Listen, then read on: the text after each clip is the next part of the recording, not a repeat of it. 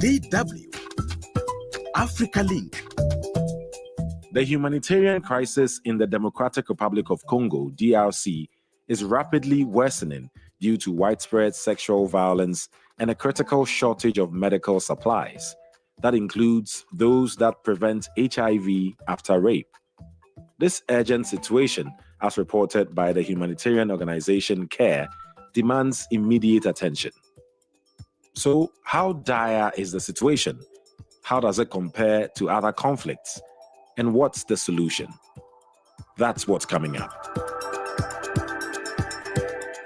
I am Eddy Micah Jr., and you are welcome to Africa Link, the podcast connecting you to the stories that matter.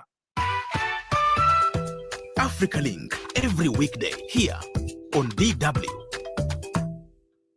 Victims of sexual violence in the DRC conflict areas include women, girls, and even children.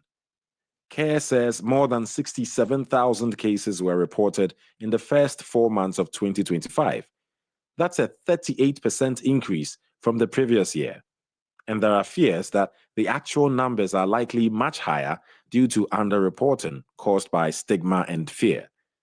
To make matters worse, in some cases, the much-needed medical assistance has also run out. It's a similar situation in Cameroon's Anglophone regions, where a separatist conflict has been ongoing since 2017, leading to widespread human rights abuses, including rape. And there seems to be no rescue coming. For more on this, let me bring in Amadou Bocoum. He is the DRC Country Director for CARE, which is the Cooperative for Assistance and Relief Everywhere, an international humanitarian organization. His outfit released the latest DRC report titled Emergency Kits Run Out Alongside Hope for DRC Sexual Violence Survivors. Thanks for coming, sir. I also have my colleague Jean-Marie Ngong, DW correspondent in Cameroon. He will tell us more about the situation over there in the Anglophone crisis. Hello and welcome to Africa Link. Let me start with you, Mr. Bocoum. The report is really painting a gloomy picture. Not only is it a problem that sexual violence against women and girls is on the rise, but the way to even treat some of those that need the care is also fading away. Tell us more about the report and the key findings you came out with. Thank you very much. So what is really happening is because of increase in the fighting in the DRC, so the number of women that have been assaulted is really increasing. And at the same time also, the funding that you are receiving for most of the donor also is going down. So this means the stock that we have in the health centers, that stock has really run out. So it's a really heartbreaking when a woman comes to a health center after being abused or after being raped to request for a PEP kit and to be told that there is no PEP kit left in the health center. So the reason is mainly the reduction of funding we are receiving from major donors. So this is directly connected to the current US government basically cutting off or reducing aid to countries that need them most. This is what is hitting the DRC right now. Yeah, I can say that because the US is funding 40% of the humanitarian activities in DRC. So if that 40% has been cut, and at the same time also the number of rape is drastically increasing. Because, for instance, we are having in our report about 500 cases a month during from January to now. We have an average of 500 cases a month, and then with funding cut by 40% from the US has really made the situation difficult. I mean, it's a really dire situation that you're describing. You're talking about the ongoing conflict in the DRC, that as a result of that, 500 cases of rape per month so far this year. Is that what you're saying? Yes, correct. Right. So then, how are you able to deal with the fact that you don't have these post-exposure prophylaxis, the PEP kits that you're talking about, which is vital in treating people that have been raped, right? And so what? You just tell them we can't help you and that's it? We do some counseling, and we also try to help them, because we call safe spaces for women. So in those safe spaces, we try to do some counseling.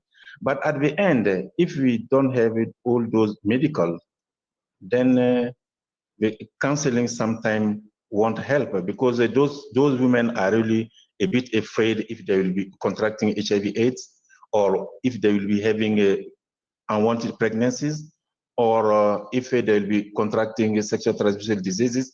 Counseling cannot solve those. We need the medicine to really reassure those women who have been really hurt in their mind and now hurt also physically, because there is no way to really assist them. So what we are doing is mainly counseling at this point.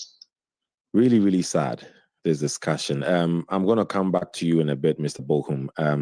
For now, crossing over to Cameroon to hear from my colleague and DW correspondent, Jean-Marie Ngong. Jean-Marie, welcome on board. I mean, it's really sad what we're talking about. You've been our reporter on the ground, reporting on the Anglophone crisis, and again, similar to the DRC, another conflict that rape and sexual violence is being used as a weapon of war. Tell us more about the situation on the ground, and how does it compare or differ from the situation in Cameroon, where even supporting them with the PEP kits is hardly available? It's actually a saddening situation. You frequently hear cases of rape, and the same thing goes with fighters. And it has become so reoccurring that many people think that it has become a new normalcy. Now, when these girls are raped, I listened to a person talking from Democratic Republic of Congo. He's talking about prophylaxis, the availability or not the availability. It's not existing in Cameroon, and it's worse here in that most of these victims, they hardly go attended to. They don't even report. And most few organizations do very little in helping these rape victims. In the areas where the victims are, how much support is there for them? There is little or no support. The little support that comes it comes from NGOs who do mostly sensitization.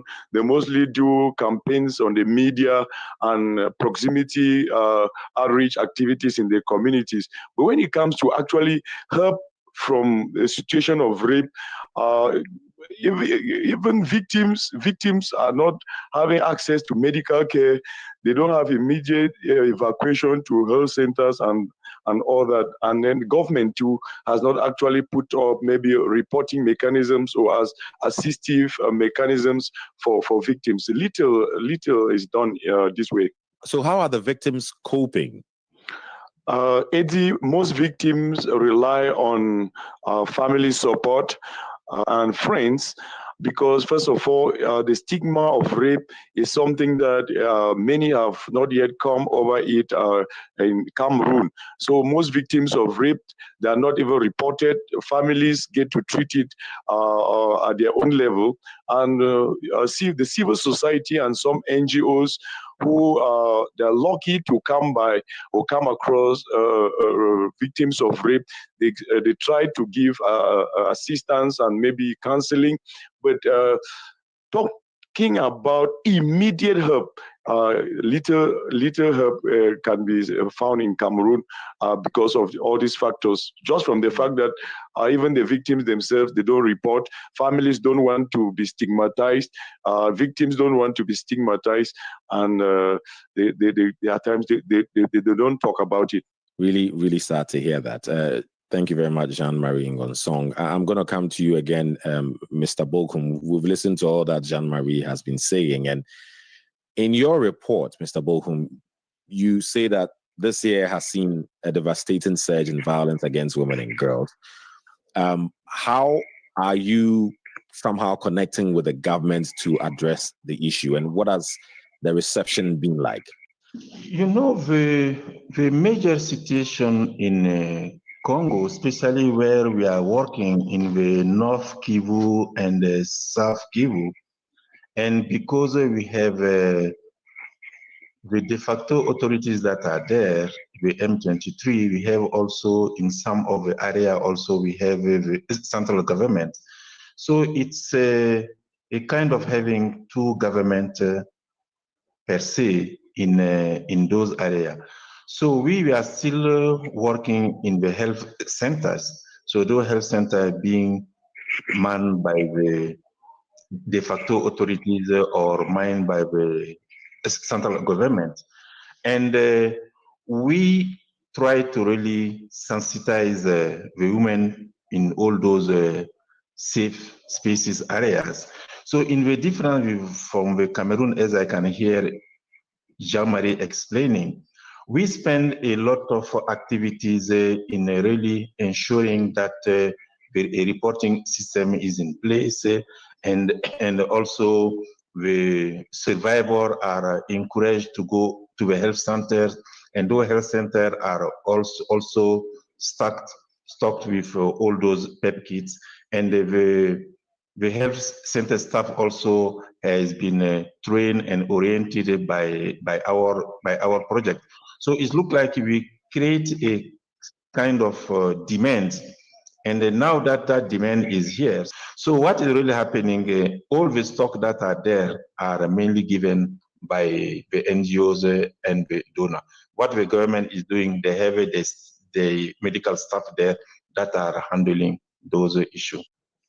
So where do we go from here? The whole deal is when you do such a report, right, Mr. Bocoum, you're expecting, the rest of the world to look at this and say, oh, there's really a serious situation out there and I want to help.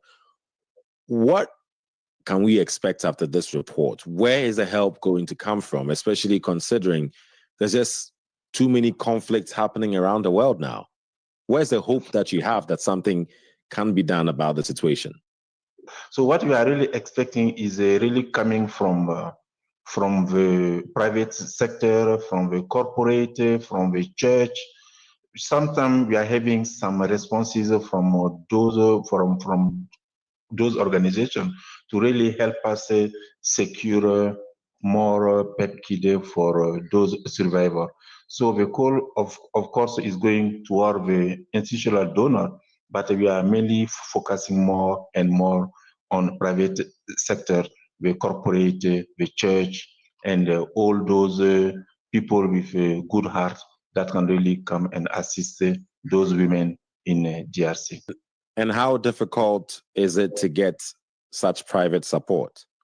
As any fundraising, sometimes it can be difficult, sometimes it can be easier. So our success rate is between 20 to 30% success rate.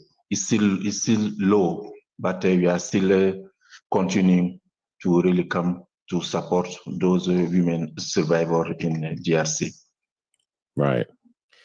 I'm sure I speak for a lot of people when I say that we appreciate your support and all that your organization is doing to help support especially women and girls that have gone through rape and sexual violence being used as a weapon of war. So very much appreciated.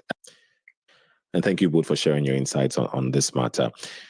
Amadou Bocoum, DRC Country Director for CARE, and Jean-Marie Ngong, DW correspondent in Cameroon. Thank you very much.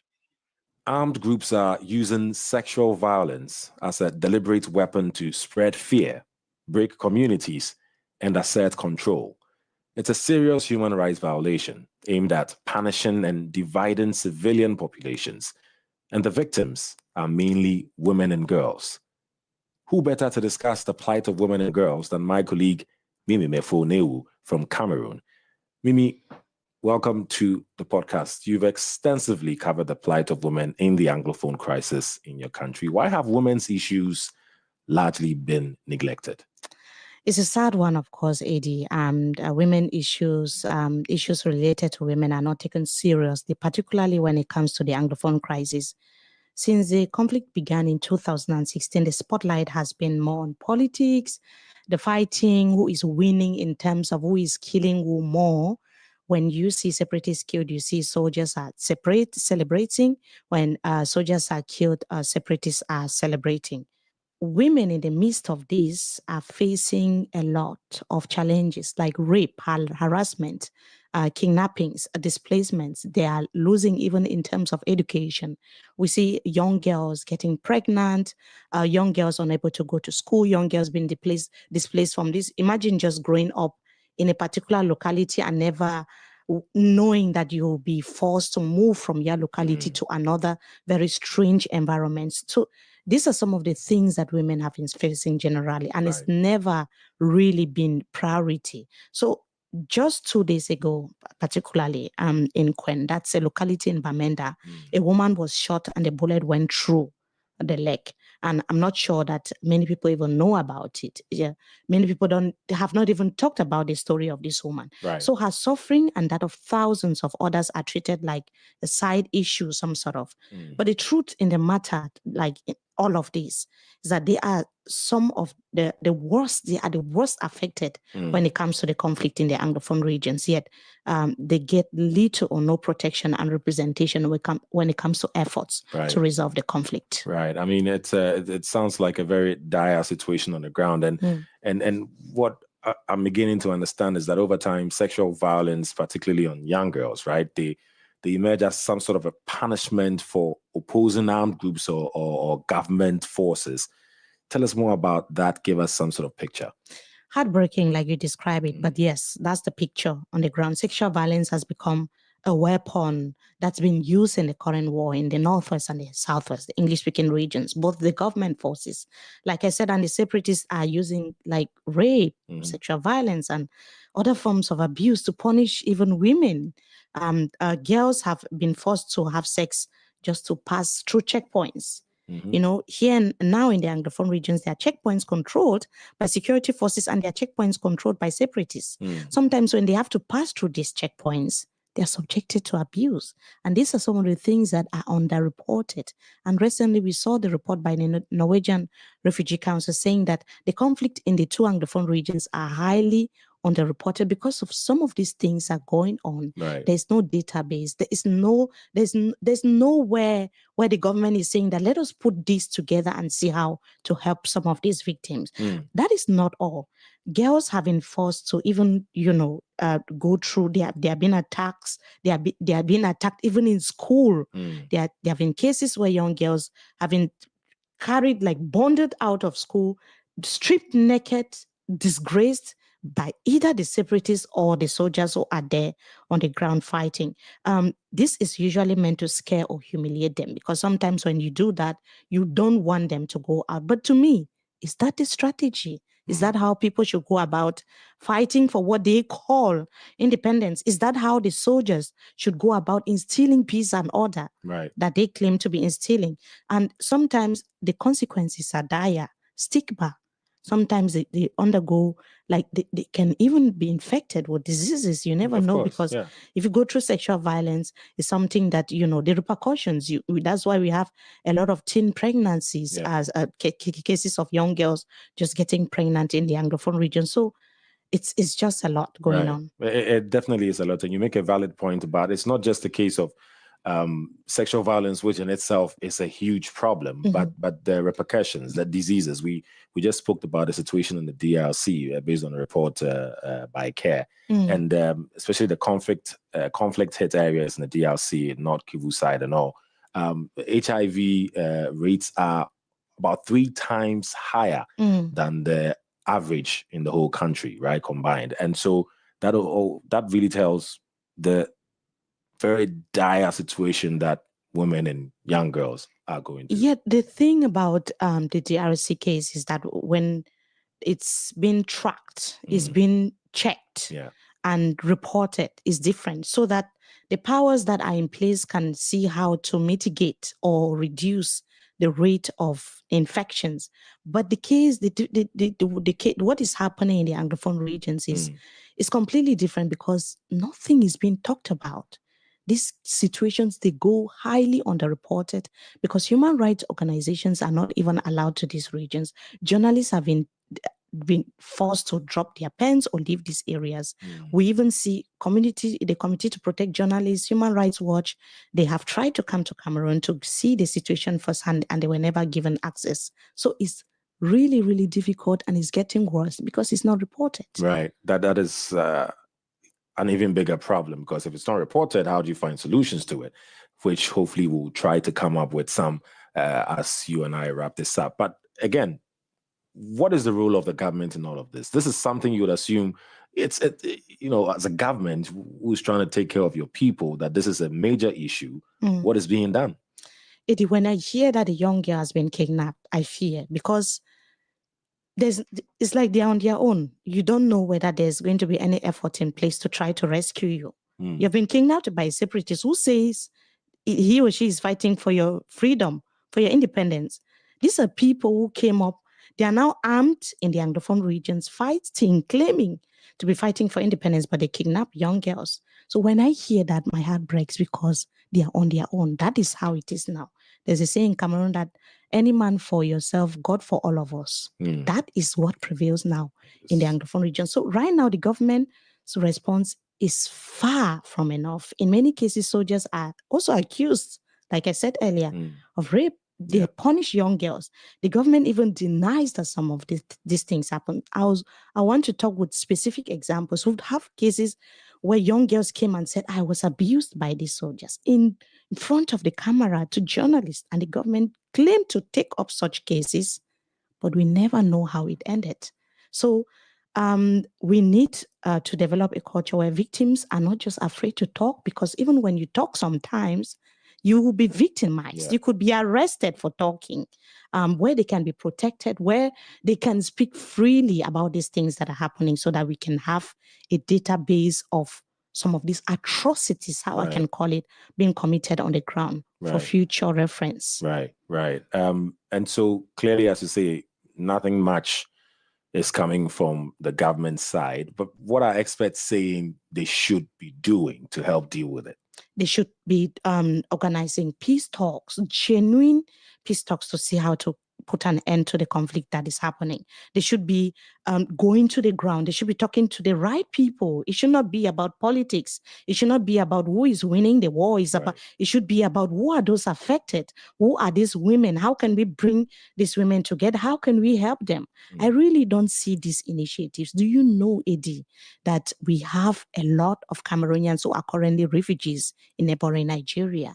Many of them who fled the conflict, they are now in Nigeria. They don't have homes. Some of their villages have been completely wiped out. Young girls are not able to go to school. This is a generation of children that we will see in future, like future illiterates in a way.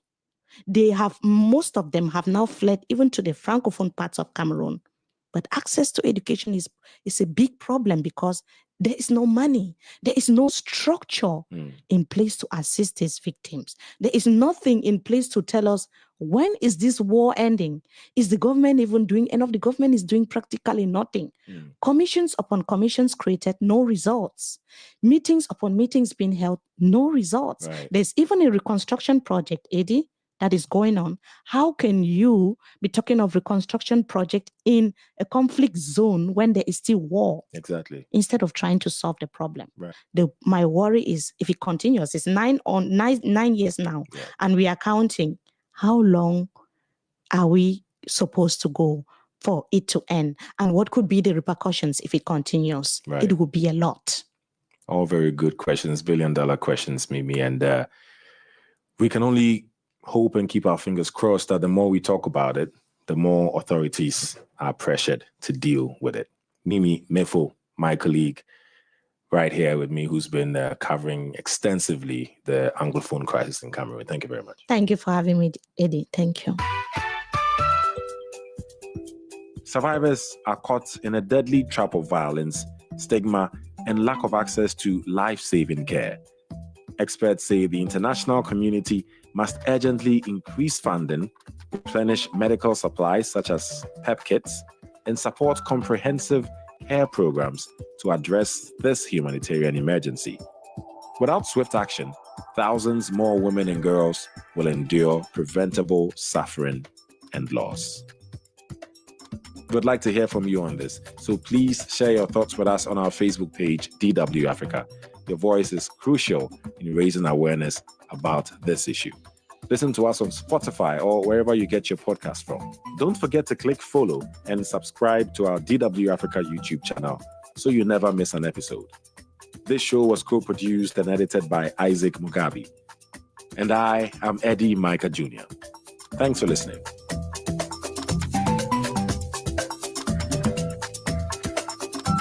DW. Made for minds.